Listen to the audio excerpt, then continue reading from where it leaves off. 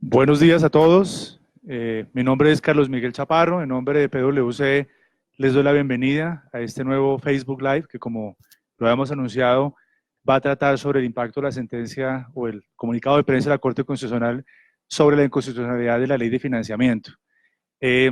Quiero comenzar saludando a Alba Lucía Gómez, directora del área de asesoría fiscal de PwC, Oscar Fajardo, gerente líder del área de IFRS, y Javier Blair, director de litigios de PwC. Bienvenidos también. Muchas gracias, Carlos.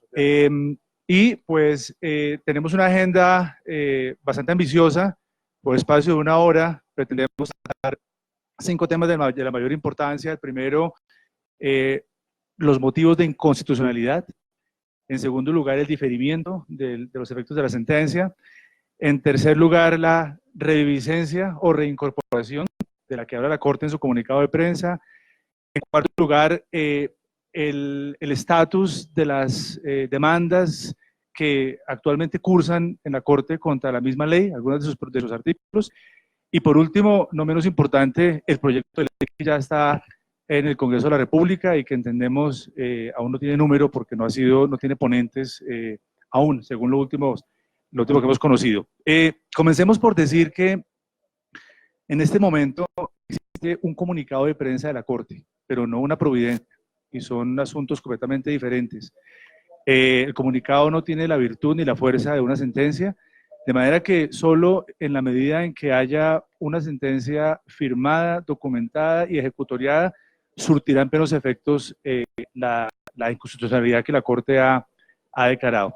De todos modos, pues es de esperarse que esa sentencia y su ejecutoriedad se produzca antes de este año. Con respecto a los motivos de la inconstitucionalidad, brevemente tenemos que decir lo siguiente. La Corte encontró que los principios de publicidad y consecutividad en el proceso legislativo no fueron cumplidos en debida forma. Y yo creo que es de público conocimiento el desafío que se planteó en la demanda y qué es lo que ocurrió en la Corte, en la Cámara, cuando al momento de abordar el texto, pues se denunció que la Cámara no había estudiado previamente el texto aprobado por el Senado, y la Corte encontró en ese sentido un saldo insuperable. De todos modos, conviene decir que la Corte en el comunicado sí deja claro que examinó los indicios alternativos, el principio de instrumentalidad de las formas, para determinar si hubo otros procedimientos que bien podían haber justificado superar ese problema. No los encontró y a la postre, como es sabido, encontró que el vicio era insubsanable. Tres magistrados salvaron su voto, 3 otros lo aclararon, de manera que no fue una decisión unánime. La Corte dejó claro que los efectos del fallo surtirán o se surtirán desde el 1 de enero de 2020. Y a su vez dejó claro que la idea es que el gobierno, como a la postre ya está ocurriendo, promueva un nuevo proyecto de ley antes de que se acabe este año, que reemplace, modifique, derogue o sustituya lo que ya había sido materia de debate legislativo el año pasado. El tercer gran elemento del comunicado de prensa de la Corte es la reviviscencia. Y para que sea claro, no estamos hablando de algo diferente que la reincorporación a nuestro ordenamiento jurídico de todas aquellas normas que fueron derogadas, sustituidas o modificadas por la Ley de Financiamiento. En nuestra tradición jurídica, la reviviscencia o la reincorporación siempre había operado de iure, es decir, de forma automática. Pero desde hace algunos años la Corte se apartó de esa tesis y por eso es que encontramos en el comunicado de prensa expresamente planteado la necesidad o el deseo de la Corte de que haya reviviscencia con respecto a las normas que ya habían sido derogadas o sustituidas, en el evento, por supuesto, de que la reforma tributaria que está en el Congreso en este momento pues no sea aprobada como se pretende antes de que se acabe el año. Por último, decir que hay normas sobre las cuales la Corte se inhibió, están anunciadas en el proyecto, en el comunicado de prensa, sobre todo porque la ley del plan de desarrollo, la ley 1955 de este año, ya había previsto algunos cambios en ese sentido. De todos modos, si uno quiere leer o si quiere profundizar sobre las normas de contenido tributario que hay en el plan, encontrará que hay disposiciones adicionales que no fueron materia del pronunciamiento de inhibición, que están ahí en el plan de desarrollo. Sin más preámbulos con respecto a esta primera parte de la discusión, vamos a hablar del proyecto de ley que está en este momento en manos del Congreso de la República. Sabemos que el gobierno ha anunciado su deseo de que el mismo proyecto, idéntico a lo que a la postre fue la ley 1943, sea materia del proceso legislativo y ojalá se convierta en ley de la República. Javier, por favor, ayúdenos a entender ese punto. Digamos, una de las situaciones que yo creo que son relevantes frente a lo que sucedió es que claramente se había presentado una ley que tenía como fin financiar una parte de un presupuesto que se encontraba desfinanciado. Y digamos, ¿por qué lo menciono? Porque claramente existen, digamos, normas que tenían como objetivo la financiación de ese presupuesto de 2019 desfinanciado, pero también en esa ley de financiamiento se incluyeron normas que pretendían, digamos, incentivar la inversión, la creación de empleo, y obviamente se crearon una serie de incentivos o mecanismos tributarios con los que el gobierno esperaba, digamos, mejorar el recaudo, no solamente para 2019, sino los años posteriores. De ahí que el gobierno, o mejor, que la Corte hubiera dicho que los efectos de la sentencia se iban a mantener durante todo el año y, digamos, los efectos de la ley se iban a mantener durante todo el año y la sentencia iba a aplicar a partir de 2020, 1 de enero. Ahora, ¿qué es lo que sucede? Como hubo medidas que el gobierno quería mantener, o hay medidas que el gobierno quiere mantener, la Corte le dio la posibilidad de presentar un nuevo proyecto de ley, y ese proyecto de ley fue el que el gobierno hace unas semanas presentó al Congreso. Entonces, digamos, en ese proyecto sucedieron varias cosas, en el sentido de que no se presentó un proyecto exactamente igual a la ley 1943. Y la razón es fundamental. Primero porque hubo leyes o hubo modificaciones o artículos que ya habían sido modificados en la ley del plan de desarrollo y que no tenía sentido entonces volverlos a presentar porque existe una ley que está vigente, que no tiene, digamos, tacha de inconstitucionalidad, y esas normas pues van a seguir aplicando. Luego había normas que tenían el propósito de financiar el presupuesto del 2019. Esas normas que tenían como propósito financiar el presupuesto del 2019 en su mayoría tampoco se reprodujeron. Por ejemplo, hubo normas como el tema del levantamiento de la restricción a la nómina de la DIAN, o por ejemplo las normas de transición de dividendos que no están siendo reproducidas en el proyecto de ley que presentó el gobierno. Luego, hay artículos que no se reproducen porque se incorporaron en el Plan Nacional de Desarrollo o se modificaron en el Plan Nacional de Desarrollo. Un ejemplo es el tema que tiene que ver con los bienes de consumo no gravados en algunos departamentos de Colombia.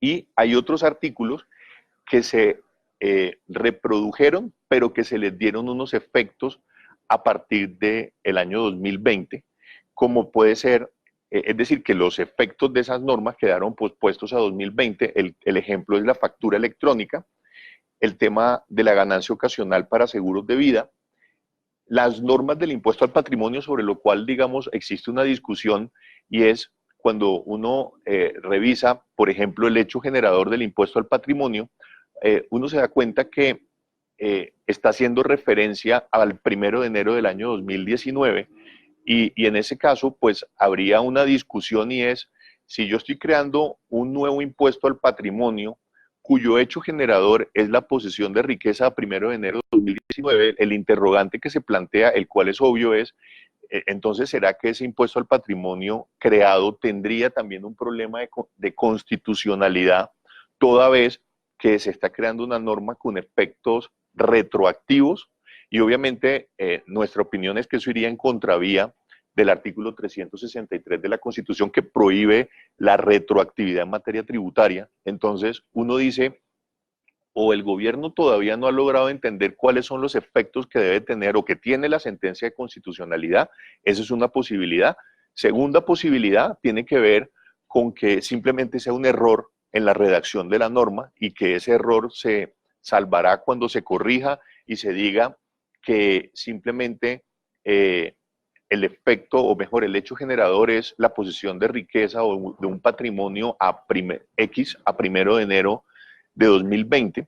O tercero, que no se hayan entendido los efectos de la constitucionalidad en el sentido de puede haber una confusión frente a lo que sucedía en el impuesto al patrimonio derogado, y era que había o hay un hecho generador causado a 1 de enero de 2019 y luego una causación cada año para efectos del pago del impuesto. Entonces yo no sé, Carlos Miguel, tú qué creas frente a esas tres posibilidades, porque efectivamente, si lo que el gobierno está pensando es que como el impuesto no se había causado 2020 y 2021, entonces con la inconstitucionalidad, pues claramente no se va a poder cobrar. Y mi posición es que la solución es crear uno nuevo. Y si yo voy a crear uno nuevo, pues claramente el hecho generador no puede ser la posesión de riqueza a 1 de enero de 2019 porque estaría viciado de inconstitucionalidad. Sí, sí, a ver, a diferencia de otras versiones de este impuesto, en las que el hecho generador y la causación coincidían en el tiempo, en la ley 1943 no ocurrió lo mismo. El hecho generador tenía ocurrencia el 1 de enero de 2019, pero la causación del impuesto era anual. De manera que comparto lo que usted está planteando con respecto a la necesidad de adecuar el proyecto de ley y adaptarlo a esa realidad. Decíamos al comienzo de esta intervención que la Corte dejó en claro que la inconstitucionalidad surtirá efectos a partir del año entrante, con lo cual, por el año grabado 2019, pues se van a aplicar las normas de la ley de financiamiento, no solo en lo que tiene que ver con el ámbito de impuesto de renta, como lo dijo el gobierno, sino en el IVA, en el impuesto al consumo, etcétera, todos los gravámenes que fueron alcanzados por la reforma. Pero simultáneamente, la Corte continúa estudiando y emitiendo fallos sobre demandas que en forma separada se habían planteado contra algunas disposiciones de la ley. Entonces se pregunta uno, ¿hasta qué punto es completamente pacífico, Alba Lucía, la manifestación de la Corte en el sentido de que por seguridad jurídica, por normativo, seguirá aplicando por el 2019 la ley de financiamiento, si al mismo tiempo están emitiéndose fallos, o por lo menos comunicados de prensa están anunciándose con nuevas decisiones sobre la Corte, que creo que ha habido 3 o 4 ya, sobre la ley de financiamiento? De acuerdo. Sí, ahí digamos que el tema que hay que mirar es si realmente existe el fenómeno de cosa juzgada y cuáles son los requisitos, digamos, para que este se presente. Y me parece que esto es importante aclararlo, porque hay quienes dicen que respecto de esta ley o respecto de la inconstitucionalidad de la ley 1943 ya existe cosa juzgada, y digamos que esa posición parte de dos supuestos, que son el primero, de afirmar que cuando existe inexequibilidad de una ley por vicios en el procedimiento, la voluntad del legislador, digamos que no se alcanzó a formar, y en consecuencia en esa posición se dice que no vale la pena pronunciarse respecto de una ley que es inexistente. Y el segundo argumento de esa posición parte de decir que no vale la pena pronunciarse, digamos, de una disposición respecto a una disposición inexistente, pero además, digamos que parte del supuesto de que la Corte ya se pronunció respecto del asunto que se está demandando nuevamente.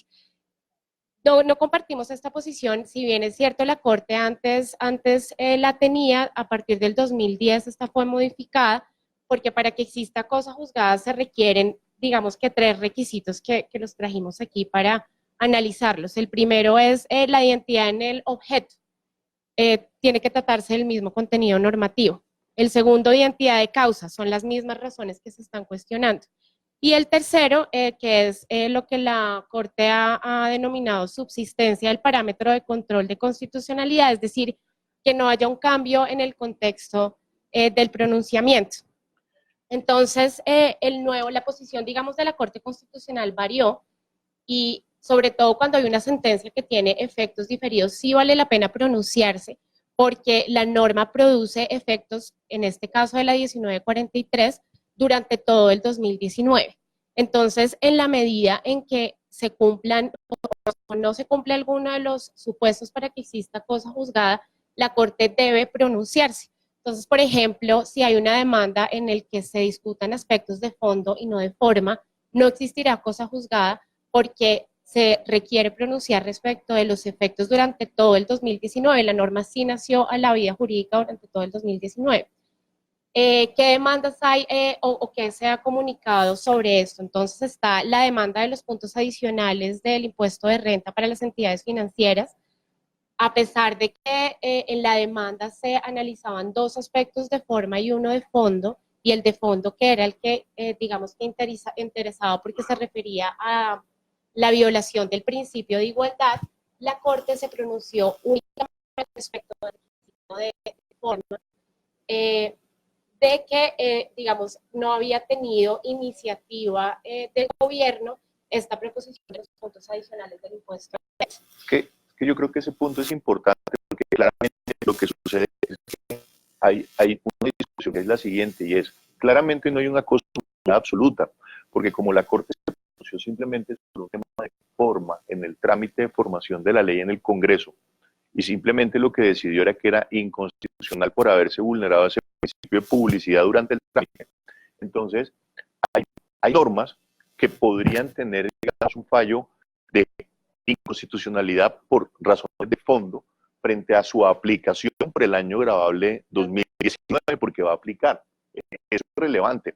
Pero además de que eso es relevante, nosotros también creemos que la Corte no ha sido del todo clara o consistente en los pronunciamientos que hizo con las demás demandas de constitucionalidad. Ejemplo, la sobretasa se está reproduciendo en el proyecto de ley y se está, digamos, subsanando la razón de inconstitucionalidad de la sobretasa porque tiene iniciativa del gobierno, que fue lo que la Corte por lo menos dijo en el comunicado de prensa, pero claramente no hay un pronunciamiento de fondo frente a si de las entidades financieras viola o no viola el principio de igualdad, ¿no?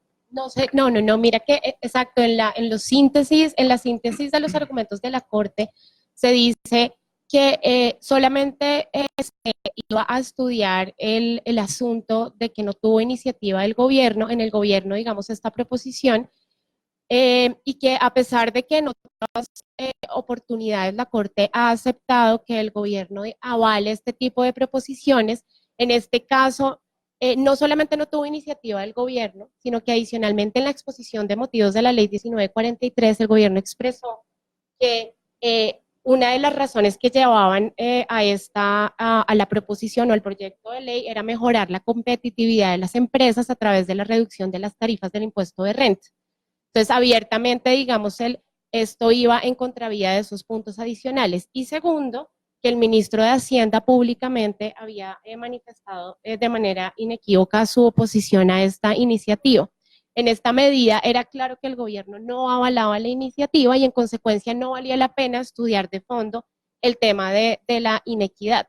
Entonces no se pronuncia de fondo y ahí está la discusión de existe cosa juzgada porque es que ya había existido inexequibilidad respecto a algo de forma, respecto a un aspecto de forma. Para retomar, digamos, el tema y cerrar el tema de lo que hay ahorita, entonces, sobretasa fue forma, definitivamente, en consecuencia podría reproducirlo y en este momento tendría aval del gobierno. Y así está en el proyecto de ley. Exactamente. Claro, Régimen simple fue fondo, ya se pronunció, se declaró exequible.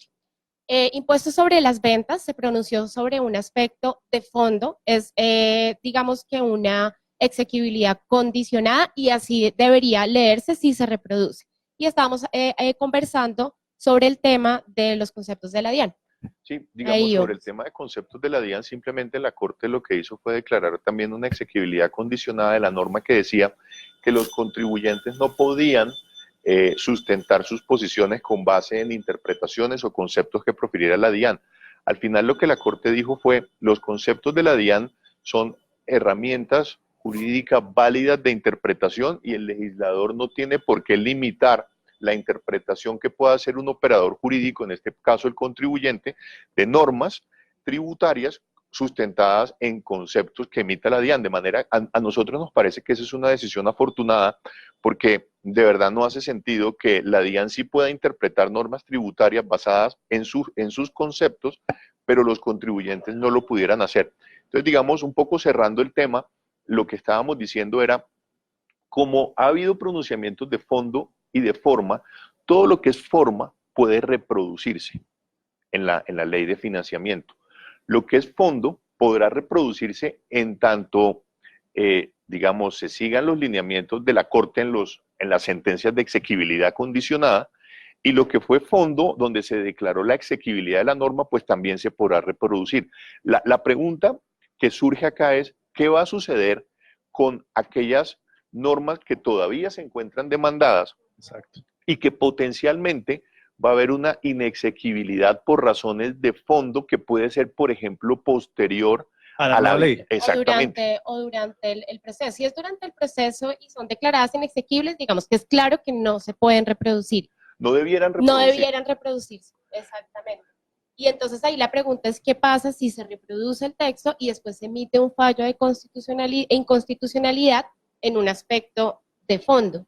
Porque existe la prohibición de reproducir una norma declarada inconstitucional. Claro, uno diría, en principio, si la norma es declarada inconstitucional con posterioridad a la vigencia de la nueva ley, exacto, lo sensato sería decir, ok, esa nueva ley tendría que también ser demandada, y en principio la Corte debiera decir lo mismo que dijo en la sentencia anterior. Pero también estábamos pensando un tema, Carlos Miguel, y era, obviamente la Corte tiene la facultad de extender dentro de su análisis de constitucionalidad los cargos que presenta el demandante. Entonces, por ejemplo, si existe una reproducción normativa, también puede ser que la Corte diga, oiga, si yo voy a revisar esta norma que se reprodujo en la ley nueva, pues yo voy a analizar entonces la constitucionalidad de ambas, y a mí me parece que esa puede ser una salida jurídica sencilla para que no vuelvan a haber demandas de inconstitucionalidad.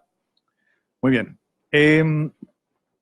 Regresando brevemente al fenómeno de reviviscencia, decíamos que en la práctica equivale a reincorporar a nuestro ordenamiento jurídico todas aquellas normas que han sido derogadas, sustituidas o modificadas, en este caso por la ley de financiamiento. Pero acá conviene hacer una precisión. Este fenómeno no se presenta en los casos de derogatorias. Es decir, cuando una norma es derogada por otra y aquella norma que derogó o que fue la norma derogatoria, a su vez es derogada, eso no significa que hay reviviscencia de la norma que había sido originalmente derogada. Son fenómenos completamente diferentes y la ley 153 de 1887 lo deja claro.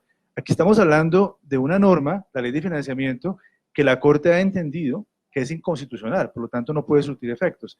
Y uno de sus efectos, pues justamente se refiere a aquellas normas que había derogado, sustituido o modificado, y por eso se habla de reviviscencia, y por eso, como explicamos al comienzo, se plantea en el comunicado de prensa que esas normas revivirían. Supongamos, a efectos de la discusión, que el Congreso de la República no expide la ley, y se acaba este año sin una nueva reforma tributaria. Eso significa que tendremos que dedicarnos a hablar de cuáles son esas normas de la ley anteriores a la ley de financiamiento que estaban vigentes hasta el año 2018, que volverían a la vida, jurídicamente hablando, a partir de 2020. Entonces, obviamente, no pretendemos hacer un recorrido exhaustivo de la totalidad de esas disposiciones, pero sí hemos querido, a efectos de la discusión de hoy, hablar de lo más destacable, en nuestra opinión, que en este momento conviene discutir. Comencemos con el impuesto sobre la renta, Ana Lucía, y imaginemos ese escenario. Hay reviviscencia de las normas anteriores a la ley de financiamiento. Exacto, entonces escogimos, digamos, los 10 puntos hay, como dice Carlos Miguel, hay un montón de normas, pero escogimos los 10 puntos más importantes del impuesto sobre la renta. Entonces, empecemos por la tarifa. La ley 1943 estableció que la tarifa del impuesto sobre la renta decrecería progresivamente, 33% para 2019, 32% para 2020, 31% para el 2021, Y quedaríamos entonces, si existe el fenómeno de la reviviscencia, pues con una tarifa que se mantendría en el 33%. Ahí queremos hacer una pausa para hablar, ya que estamos hablando, nos estamos refiriendo a la tarifa del impuesto sobre la renta para hablar del tema del impuesto diferido. Sí, digamos que si vamos a hablar de normas internacionales, tenemos que hablar de dos puntos importantes. En primera instancia, IFRS NIF y en segunda instancia US GAAP, que digamos que son normas que, si bien US GAAP no es una norma que se aplique en Colombia, todas las compañías que reportan entidades en los Estados Unidos deberían aplicar esta normativa para hacerlo. Entonces, a efectos de US GAAP, es claro que un comunicado de prensa no es una ley o algo que reviva jurídicamente. O una sentencia sí. también. Es una sentencia notificada.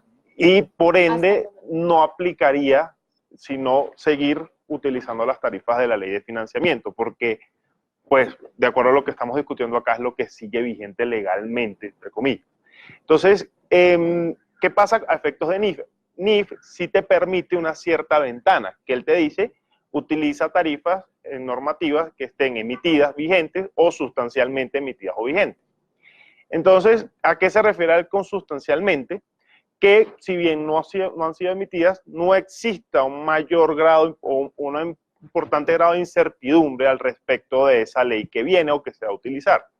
Entonces, cuando hablamos de incertidumbre, aquí creo que debemos discutir todos y podríamos estar de acuerdo que hay un alto grado de incertidumbre en este momento.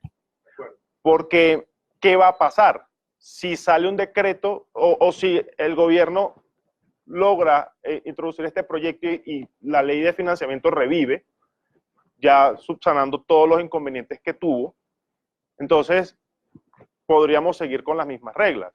De lo contrario, ¿qué debería pasar para que este comunicado ya pase a tener una mayor fuerza y podamos volver a las normas viejas? Porque ¿qué ocurre también?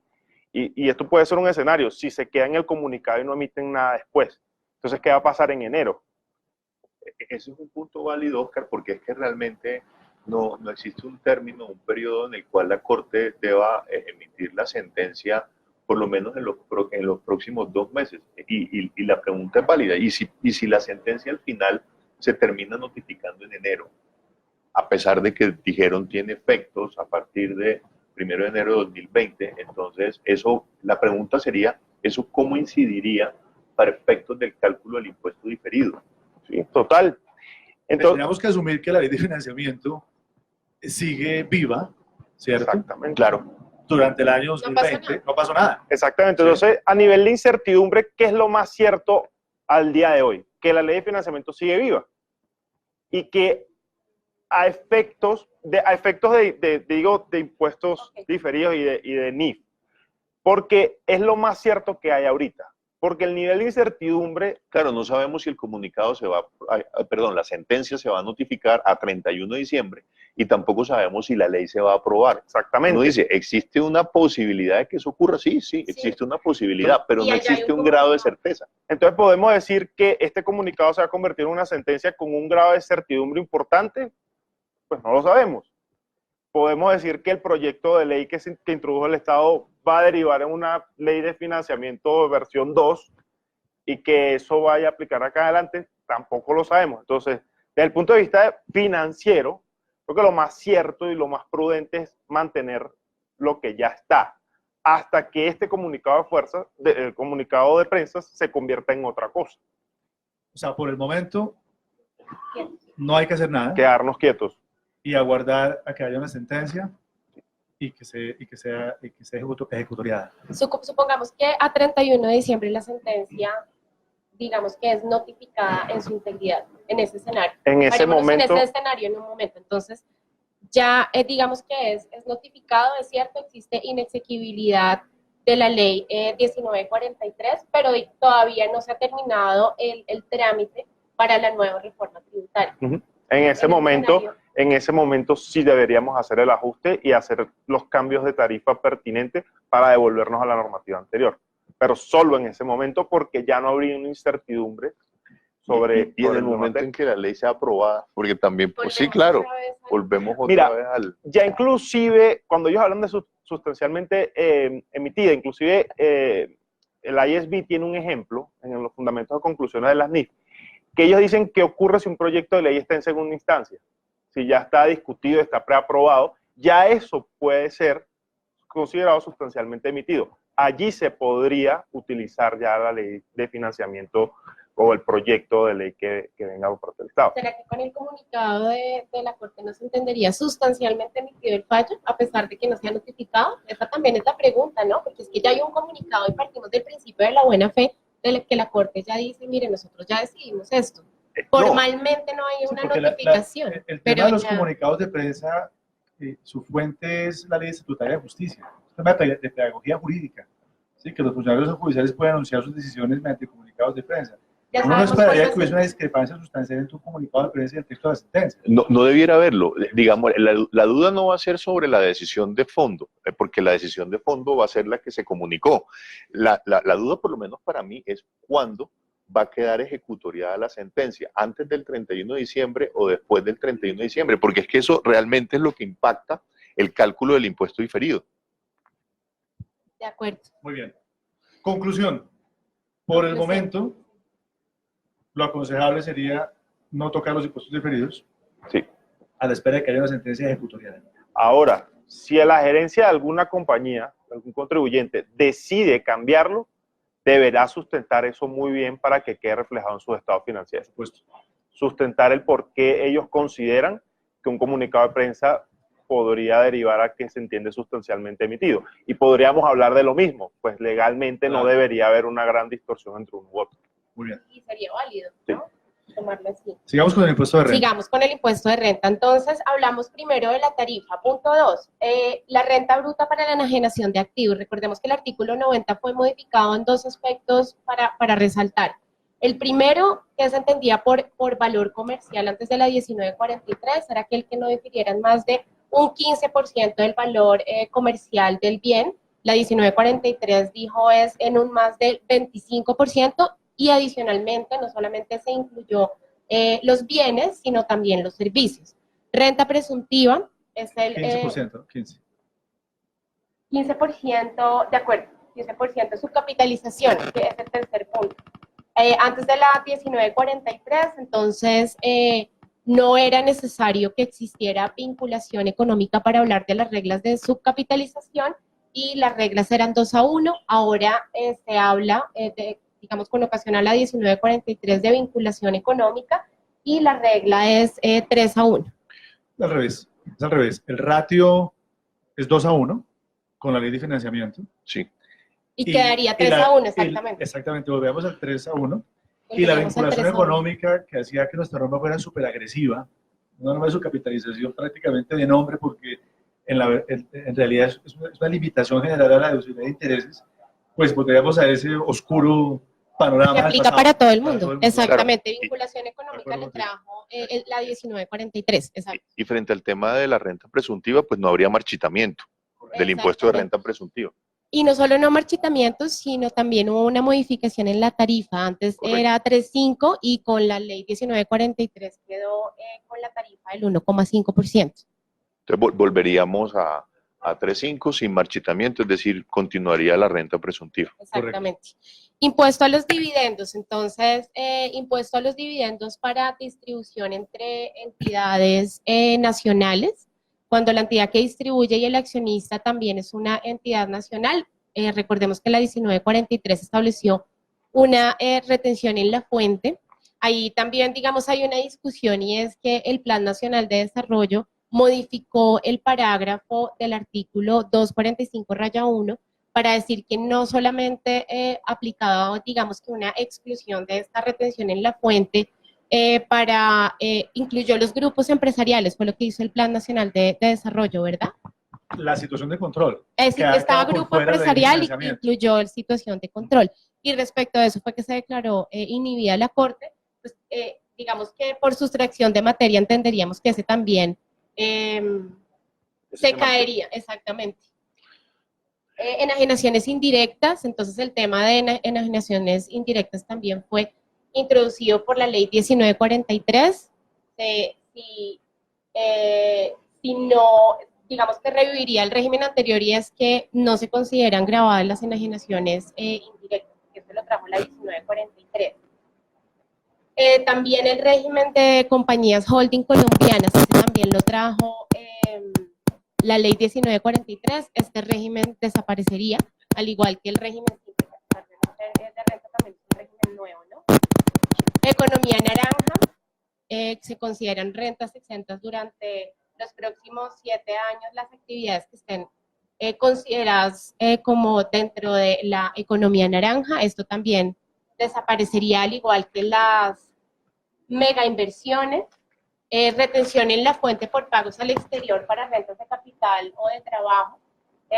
La 1943 los aumentó al 20%, quedarían en el 15%. Creo que esos son los puntos más importantes. No sé si hay alguno que yo agregaría en el tema de software, de licencias de software, que regresaríamos al tipo del 26.4, Sí. que es lo mismo que una retención sobre el 80% del valor de la regalía. Y los nuevos rangos tarifarios de personas naturales también. La 1943 trajo el de 35, 37 y 39%. Correcto, correcto. Muy bien. Entonces, puntos para resaltar. Hablemos de los decretos reglamentarios, Okay. ¿sí? Que es un tema no menos importante.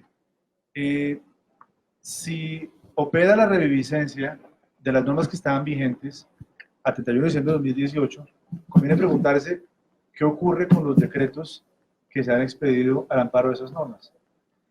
Y si no hay reviviscencia y el Congreso finalmente expide una reforma tributaria este año, digamos, en idénticos términos a la ley de financiamiento, idénticos términos, yo lo matizo con lo que muy bien explicó Javier, no es totalmente idéntica, pero ¿qué pasaría con esos reglamentos que el gobierno ha expedido este año? Porque obviamente conviene preguntarse cuál es el impacto en uno y otro caso frente a la capacidad reglamentaria del gobierno y qué pensamos que debería hacerse en ese sentido. Entonces, creo que hay varias posiciones al respecto y Javier nos va a ayudar a entender cuáles son. Sí, realmente no es un tema tan sencillo porque, digamos, dos escenarios. El escenario en el que efectivamente ocurre la reviviscencia de la ley, es decir, de la ley anterior, es decir, no se aprueba el proyecto de reforma tributaria que presentó el gobierno al Congreso, en cuyo caso uno diría las normas reglamentarias, en esencia, es decir, las normas que reglamentaron el proyecto, la ley de financiamiento, pues se caen porque efectivamente lo que existe es una figura del decaimiento de esos actos administrativos, porque lo que originaba la ley, lo que originaba esos reglamentos es una ley que se declaró inconstitucional. Entonces, el primer efecto es, si existe reviviscencia, todas las normas reglamentarias dejan de existir. Con la claridad allí de que no son todos los decretos emitidos en el 2019, hay que mirar con cuidado los considerandos de cada decreto para saber cuáles son las normas de rango legal, que son el fundamento para la emisión del decreto correspondiente. Claro, porque puede haber otras normas que no están derogadas. Exacto. Digamos, en un decreto que fue emitido en el contexto de la 1943, pueden existir disposiciones que tienen como fundamento una norma de rango legal diferente. Entonces, toca mirar con cuidado cada uno de los decretos, y no solamente cada decreto, sino cada artículo del decreto, en qué norma de rango legal se fundamenta para saber si tiene decaimiento o no. Eso respecto de los decretos, si entendí bien, de 2019, en el evento de que haya reviviscencia. En el evento que haya reviviscencia. La duda, que yo creo que es la duda más importante, porque aquí no hay discusión.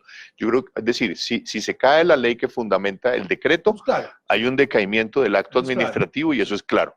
Yo creo que la duda va más a la segunda hipótesis. La segunda hipótesis es, se reproduce la ley, no exactamente igual, pero se reproduce. Entonces uno diría, oiga, ¿será que ese decreto expedido en vigencia, digamos, de la ley declarada inexequible, eso se puede entender que es el reglamento de la nueva ley, o el gobierno debiera entrar a reglamentar nuevamente, a pesar de que sustancialmente una norma y otra son idénticas?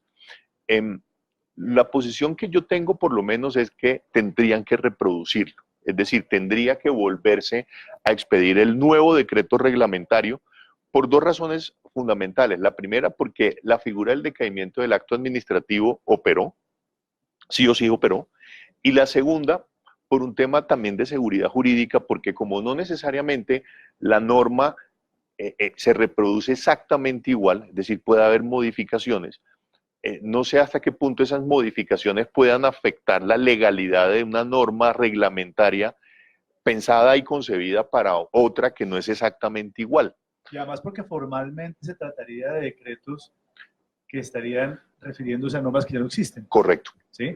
Pero ahora yo pregunto, ¿qué pasa si el gobierno en este proyecto de ley agrega una norma como la que existe en el artículo 255 del Estatuto Tributario? En el Sí, parágrafo, de En acuerdo. el parágrafo El único. en el único.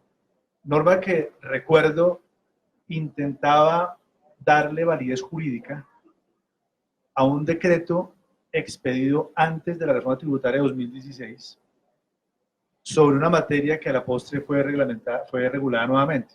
Entonces, tú lo tienes abierto. Sí.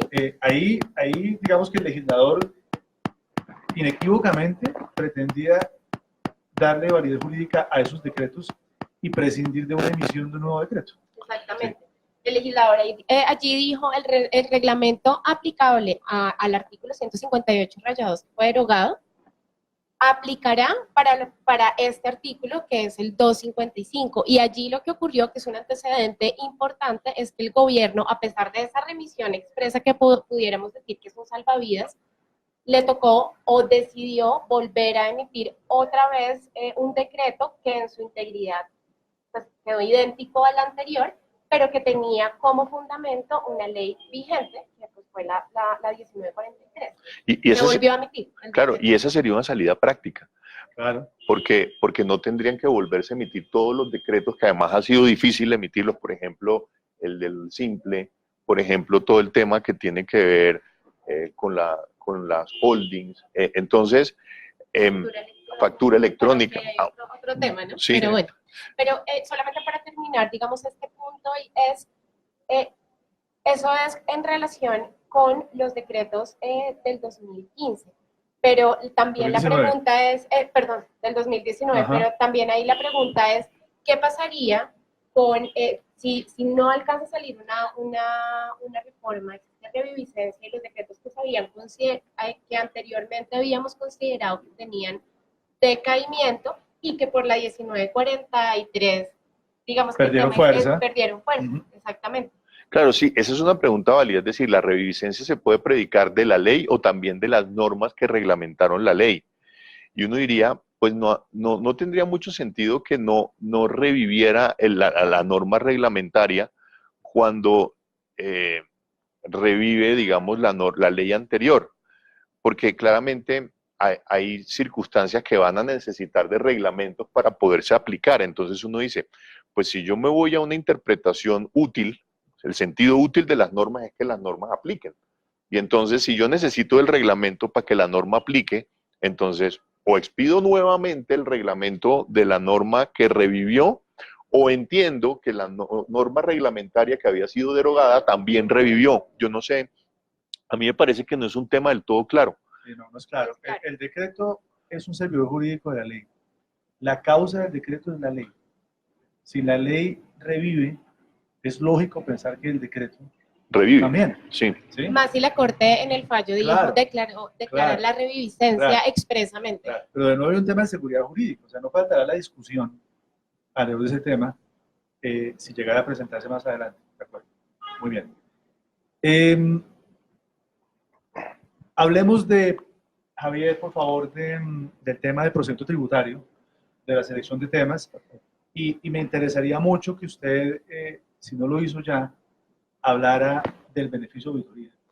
Sí, digamos, frente al tema del procedimiento tributario, hay varios temas que decir, y es, tal y como se está concibiendo el proyecto que presentó el gobierno al Congreso, todas las normas de procedimiento se están reviviendo.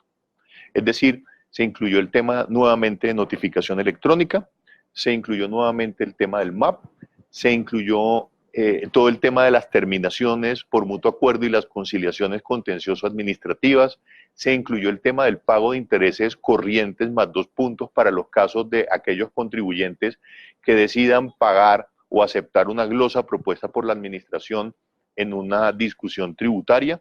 Se incluyó el tema del MAP, pero digamos, a mí me llamó poderosamente la atención que se hubiera incluido el término de firmeza, el especial cuando las declaraciones tienen beneficio de auditoría, pero se hizo una claridad concreta. La claridad dice que el beneficio de auditoría aplicará por el periodo gravable 2020. Dice periodo gravable 2020 y eso me llama la atención. ¿Por qué? Porque las normas de firmeza son normas de procedimiento que aplican al momento en el que los términos empiezan a correr. Dicho de otra forma, si yo presento una declaración de renta del año 2019, la presento en 2020, la norma de firmeza es la que esté vigente en el 2020, al momento de presentación de la declaración. Pero como la norma de beneficio de auditoría dice que aplica para el periodo gravable 2020, está haciendo una distinción expresa de que aplica para el periodo gravable 2020, no para las declaraciones que se presenten en 2020. De manera que esa redacción o es un error o es hecho a propósito, pero la consecuencia de que diga por el periodo gravable 2020 es que para las declaraciones de 2019 no va a haber, exacto, no va a haber beneficio de auditoría. Es un tema complejo porque la norma de beneficio de auditoría entonces nunca aplicó. Dicho de otra forma, si estuvo vigente entre el 1 de enero de 2019 y el 31 de diciembre de 2019 por el efecto de la sentencia, pero yo nunca presenté ninguna declaración que correspondiera al año 2019 a la que pudiera aplicarse el beneficio de auditoría. ¿Por qué? Porque la renta yo la voy a presentar en abril-mayo de 2020. Entonces, el beneficio de auditoría no va a aplicar para el año 2019. Entonces, recomendación, o que se subsane eso en el sentido de decir, quitarle por el periodo gravable 2020 a la redacción de la norma, en cuyo caso ya aplicaría el beneficio de auditoría para 2019, porque la norma va a estar vigente en el momento en que yo presente la renta, o que realmente el gobierno no quiere que aplique beneficio de auditoría por el 2020, por el 2019. Muy bien. Digamos, allí hay un tema relevante en los temas de procedimiento y es, Cambio Radical presentó unos puntos que ellos consideran que debieran incluirse en el proyecto de reforma tributaria que presentó el gobierno. Y yo quisiera rescatar uno que es bien importante. Ellos hablaron de la creación de un tribunal fiscal. Digamos, ese ha sido un pedido constante. De hecho, entiendo también que la comisión de expertos de los impuestos territoriales también está proponiendo lo mismo, la creación de un tribunal fiscal. ¿Por qué? Porque desafortunadamente el grado de litigiosidad es bastante alto en el sentido de que la mayor parte de las discusiones en sede administrativa llegan a la jurisdicción.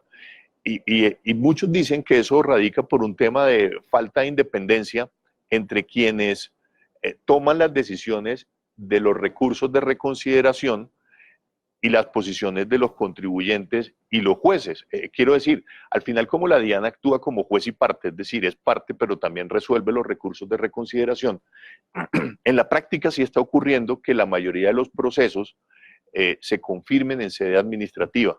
Entonces, ese es un pedido que creemos que es importante, pero nosotros también diríamos que sería relevante volver a revisar el tema de la redacción del artículo 590 frente al tema de pagos de intereses, porque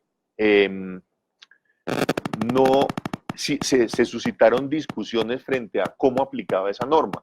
Si era una norma que aplicaba simplemente para yo pagar, que se suspendieran los intereses y poder seguir discutiendo, o que si yo pagaba era una aceptación por parte del contribuyente, digamos, entonces la redacción vale la pena revisarla. Ha habido muchas discrepancias sobre la interpretación de cómo aplica el procedimiento de mutuo acuerdo, el del MAP, de cómo se suspenden los procesos de fiscalización. Entonces, ya que se va a reproducir la norma, pues valdría otra vez la pena revisar su redacción y aclarar las dudas que se han suscitado.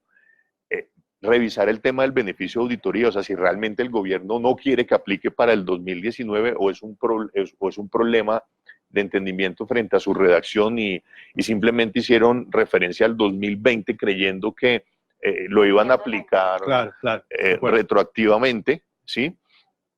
Esos son los temas de procedimiento que nosotros consideramos que Muy se bien. pudieran revisar. Muy bien. Vamos a hablar ahora de 3 puntos que tienen que ver con el IVA, el impuesto al consumo y facturación electrónica.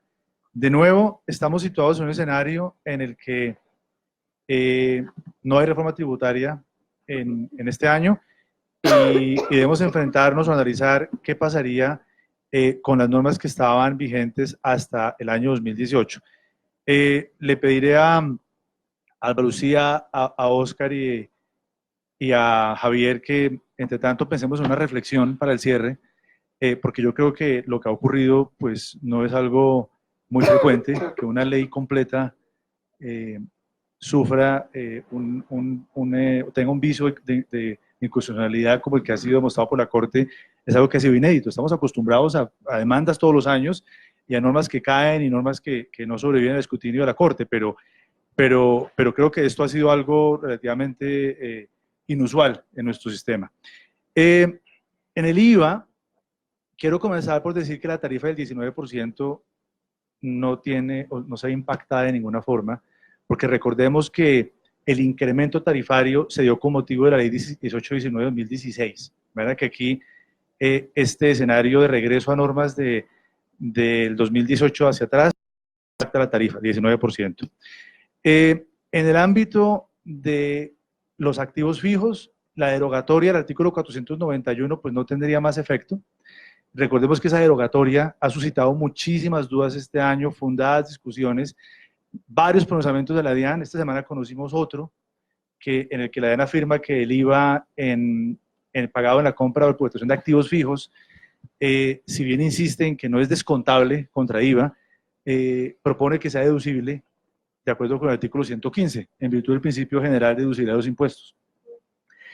El IVA en la compra o adquisición de activos fijos reales productivos. Hemos dicho a lo largo de esta charla hoy que por el año 2019 la ley de financiamiento tendrá plenos efectos y hemos matizado en dónde podría no ser esa la conclusión. Pero conviene acá preguntarse qué pasaría con aquellos contribuyentes que tienen en su presupuesto una cuenta por cobrar a la DIAN por el IVA en activos fijos reales productivos incurrido en este año 2019, pero que no van a poder acreditarlo plenamente. La ley de financiamiento propone que no hay límite para usarlo, pero si esa norma desaparece y volvemos al pasado, con excepción de las industrias básicas, diríamos que ese crédito tiene un problema para ser usado en el futuro. De todos modos, y aunque no vamos a referirnos a eso hoy, hay antecedentes jurisprudenciales sobre el principio de confianza legítima y situaciones jurídicas consolidadas que bien podrían ser útiles para examinar esos casos de créditos no utilizados más allá del 2019. En el ámbito de los bienes inmuebles, volveríamos al pasado, tarifa del 5% para vivienda nueva con valor superior a 25% V3, y por supuesto desaparecer el impuesto al consumo, que es creación de la ley de financiamiento. Recordemos que hoy en día la venta de bienes inmuebles está excluida de IVA, no así de Impoconsumo. En el tema del servicio de restaurante, pues muy a pesar de los restauranteros que operan con el sistema de franquicias, volverían a ser responsables de IVA, perdón, de Impoconsumo.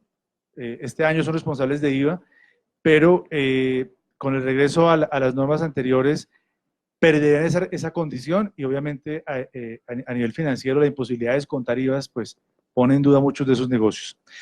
Un tema fundamental de la ley de financiamiento fue el cambio de régimen monofásico a plurifásico en las cervezas y en gaseosas. Nos preguntamos qué ocurre si volvemos a las normas del pasado. Pues evidentemente tendremos un régimen monofásico a partir del 1 de enero de 2020. Pero ahí puede haber complejidades que conviene repasar y ver su impacto. Imaginemos aquellos responsables de IVA que compran cerveza con IVA en diciembre y que van a venderla en enero cuando ya el régimen es monofásico y se supone que dejan de ser responsables, ¿sí? ¿Qué va a pasar con ellos? ¿Qué va a pasar con ese IVA que pagaron? O sea, es un tema que no es menor. Por último, factura electrónica. la ley de financiamiento le dio facultades a la DIAN para reglamentar una serie de temas, y este año hemos visto 3 o 4 resoluciones de la DIAN, que no decretos, resoluciones, con el tema de prevalidación, plazos de adopción, etc. Si la ley, o si el proyecto de ley que está en el Congreso no se convierte a la postre en una ley de la República, pues aquellas disposiciones al amparo de esas resoluciones van a quedar en duda por decaimiento. Y nos imaginamos que, por ejemplo, quienes, de acuerdo con esas resoluciones, tienen plazos de adopción que comienzan a aplicar en el 2020, se van a encontrar con el hecho incontrovertible de que las normas que les fijaron una fecha de adopción, pues ya no existen, porque han decaído. Seguramente el tema puede ser resuelto por el gobierno rápidamente con un decreto, porque el punto que estoy planteando es normas que han sido expedidas por la DIAN a través de resoluciones por ejercicio de la facultad que la ley de financiamiento le concedió. Si esa facultad que la ley de financiamiento concedió desaparece, porque no hay reforma este año, pues nos parece que la fórmula más sencilla para el gobierno, más elemental, para no dejar que esas normas pierdan fuerza, es expedir un decreto que las compile y de alguna manera haya seguridad jurídica a partir del año 2020. A menos que Álvaro Lucía, Óscar o Javier tengan algún planteamiento adicional, creo que conviene ahora cerrar la discusión con algunas reflexiones. Yo quisiera decir lo siguiente. Lo primero es que, como lo mencionaba hace un minuto, lo que ha pasado no deja de ser muy grave. Se ha vuelto una costumbre en Colombia que las reformas tributarias se aprueban con ligereza, sin rigor, a última hora, con párrafos que no terminan, con inconsistencias en las revisiones normativas, etc. Y yo creo que lo que pasó acá, la omisión en el proceso legislativo del principio de publicidad, consecutividad, pues demuestra que hemos llegado a unos niveles muy graves, ¿sí? La construcción de una ley, el principio de que no hay tributos sin representación, son principios que son muy importantes, históricamente han tenido mucho valor y no pueden seguir siendo pisoteados en aras de expedir normas de afán a las carreras y como ha venido ocurriendo en Colombia en los últimos años. Yo siento que este antecedente es útil porque en el futuro es de esperarse que la responsabilidad del Congreso, la responsabilidad de los gobiernos sea mucho más fuerte, mucho más coherente en el proceso de construcción y expedición de leyes. Ana Lucía, te cedo la palabra para tu reflexión. Sí, digamos que sobre lo que tú mencionabas, las formas importan. Hay procedimientos que son solamente instrumentales, pero hay requisitos formales que afectan la sustancia y la formación de la voluntad. Estoy de acuerdo, digamos, con eso. Solamente para referirme al punto que mencionabas, en relación con el tema de cosa juzgada, este fallo tuvo efectos diferidos. Como reflexión, produce efectos jurídicos durante el 2019. Durante el 2019, la normativa que tenemos que utilizar es la del Estatuto Tributario de 2019 y en la medida que produce efectos jurídicos, no hay cosa juzgada respecto de los asuntos de fondo. Las sentencias, entonces, como conclusión que se están cursando en este momento, si se refieren a aspectos de fondo, pues tienen que ser revisadas y digamos que esa es la conclusión respecto de este punto. Sí, digamos, yo quiero decir varias cosas. La primera es, claramente las discusiones no han terminado. Digamos, en la Corte existen otras demandas de constitucionalidad que aún deben resolverse. El segundo tema es, dudo mucho que la ley vaya a aprobarse como se presentó. Digamos, si existe una característica hoy del Congreso, y eso lo ha demostrado o lo han demostrado los debates recientes que se le han hecho al gobierno, empezando por el tema de la moción de censura al ministro de Defensa, es que el gobierno no tiene en el Congreso una aplanadora como tenía el gobierno anterior, que hacía que las leyes se aprobaran como llegaban, por lo menos las reformas tributarias se aprobaban como llegaban. Siento que en este caso el Congreso le va a meter mano a la propuesta que está haciendo el gobierno y no necesariamente va a salir algo igual. Es algo que yo creo que va a ocurrir. No sé si es mejor o peor, porque lo que sí me llamó la atención era altamente probable que esta ley se declarara inexequible. Y digamos que hacía meses se había anunciado cómo iba a ser el sentido del fallo y habían dicho se va a declarar la inexequibilidad con efectos diferidos. Se había dicho hace tiempo. Y a mí lo que me llamó la atención es que en el momento en que salió el fallo, el gobierno todavía no tenía listo el proyecto que iba a presentar al Congreso. Y por las inconsistencias que veo en el proyecto, referencias al año 2019, es decir, leyes que se van a aplicar con retroactividad, referencias equivocadas al año grabable 2020, no sé qué tan juiciosos lo hicieron, o si simplemente con un control fine cambiaron fechas, quitaron artículos y ya. Entonces, yo sí creo que el llamado a atención es a que eso que se presentó no está tan bien y hay que meterle mano. Hay que meterle mano. Hablando de tiempos, que era un tema que nos faltaba rápidamente, hablando de tiempos, alcanzan. Si nosotros revisamos, digamos, los tiempos de aprobación de la ley de financiamiento, todavía alcanzan con sesiones extraordinarias después del 16 de diciembre, ¿no? Oscar.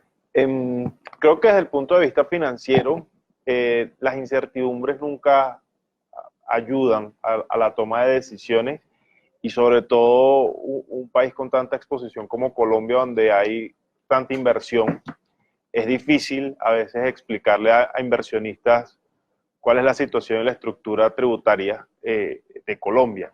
Creo que este año vamos a tener un reto importante porque en primera instancia, tenemos que tomar decisiones y ser congruente con estas decisiones. Esta incertidumbre va a terminar afectando las tasas efectivas de tributación, sin dudas, sobre todo partiendo de la premisa de lo que tú dices, es muy cierto. Puede ser que el proyecto de ley que salga sea diferente con toda seguridad al que ya había. Entonces, de que algún cambio puede venir, y creo que debemos ser coherentes y debemos hacer divulgaciones suficientemente robustas para que a los usuarios de los estados financieros, tanto para empresas públicas como privadas, genere cierta tranquilidad y cierto entendimiento del entorno en el que estamos ahorita lleno de incertidumbre. Perfecto. Alba Lucía, Oscar, Javier, muchas gracias. Por supuesto, muchas gracias a todos los que se han conectado a este Facebook Live. Esperamos que haya sido de su interés. Gracias a Camila Silva, a nuestros colegas del equipo de Clients and Markets por ayudarnos a montar este Facebook Live. Y bueno, nos veremos próximamente. Hasta luego.